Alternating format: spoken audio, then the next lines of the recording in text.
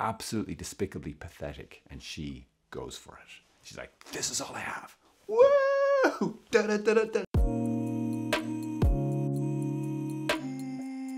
My name is Father Columba, and you're watching Call to More. I want to talk to you about talent.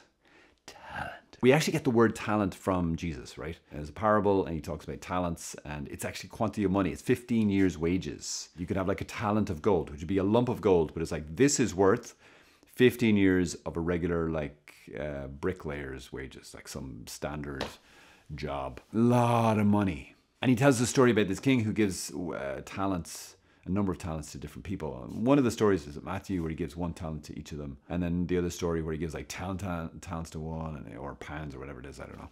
Can't remember the different stories and the metrics. But the basic thing was the person who used it and invested, he received this gift and he doubled his money, you know, and the king was like, yeah, you're amazing. One of them like had 10 and made another 10, another guy had 2 or 5 or something and made doubled it. And then there was one guy who had 1 and he was really scared, so he dug a hole and hid it and kept it really safe. And then he brought it back and said, I'm really sorry, you're so scary, so here's your talent back, sir. I'm so sorry, don't hurt me, don't kill me. And the king is not happy. He is not happy. Why would he not be happy? We're not doing him any favors. He's doing us a favor. He gives us the gift of life, just that. Well, better do something with it because I received that as a gift. But if I don't do something with it, I'm an ungrateful receiver. And on top of the gift of life, we've got all these other things. So even if we're just like a vegetable for our whole life, I can't do anything. Well, no, you can do something. You can love God. You can love other people. That's really talented people who are really faithful with their talent. Then you have really talented people who are not faithful with their talent. Who also can fall into like arrogance and thinking that they're amazing just because they have potential, but they don't use the potential. So at least in God's economy, seemingly they don't do so well. In terms of they don't score very high. We might kind of look up to them, wow, but it's a waste. It's a total waste. And it's a worse waste because it's more talent. And then you have people who are not very talented. Not very talented people. You have people who use their talents really faithful. It's like they didn't get the memo. They're not very talented, but they're doing it. They're going for it. They're like pressing in for all it's worth. Really generous response to the gift. And then there's people who aren't very talented and who also aren't very faithful, who just, they're so embarrassed and ashamed of their own talentness. They just want to hide it and disappear. Also, not so good. Probably the most amazing thing is the example that Jesus gives us in this story that actually happened of the widow who hands in her 2 tiny, tiny, tiny copper coins. They were like the smallest denominations of coins. It's like 50p.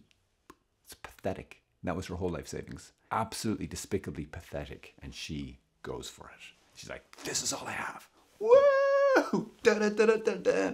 It's like Michael Jordan doing like a flying slam dunk in front of the world. You know, the cameras are going wild. Everyone's like, wah! Everyone's standing and cheering, except everyone in this case, of her case, is the Son of God. He's standing and cheering. And even if the rest of the universe doesn't recognize it, he's the one who gets to set the value system. And he says what she did with the most pathetic, in human standards, most pathetic offering of ever, all time, ever. He says she gave more than everybody else. Then we need to change our way of thinking. So do we have some talents? Do we have some lack of talent? Do we have an area where we feel, I'm supposed to do this stuff, but I'm just so bad at it. But we're being called to it. Did you ever have that one? Oh, God, Lord, why don't you use me in my giftedness and my strengths? And there is something to that. Like, God gave us gifts for a reason. And please God, lots of times we get to use it, but lots of times we don't get to use it. First up, we could stop whining about it and then realize, how does God see this? He doesn't necessarily clock us and reward us based on results or based on like how impressive it is compared to anybody else. He just says, based on what I gave you, what have you done with it? Have you been faithful? Have you doubled your amount? Have you produced fruit? God definitely is concerned about fruit. Definitely concerned about fruit.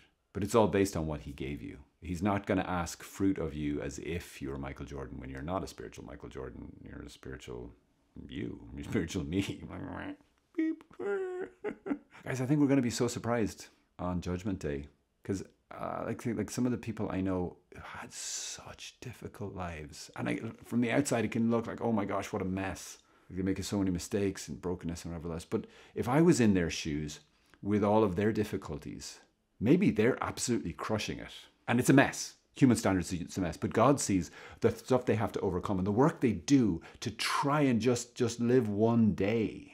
And I'm sitting in my, I had a great upbringing and a great this and a great that, and I'm like, what a mess. And God is on his feet cheering them, not me. And he's like, oh my gosh. The stuff that nobody knows you had to overcome. Just the difficulty to wake up in the morning and smile. It's like you're bench pressing. I don't even know what an impressive bench press is. But you're doing it. And he recognizes what it is worth. And he values it and rates it in a way that the world could never understand. But there's also the other danger, right? So we have to soberly and compassionately assess ourselves. Where are we really? Am I holding back? Am I hiding? Am I ashamed of the smallness of the talent I have? Am I ashamed of showing up in life and doing my lousy best? Because I'm afraid people will say, they're mostly going to focus on the lousy bit and they're going to judge me and compare me. So I don't. I hide myself away. Is that what's going on?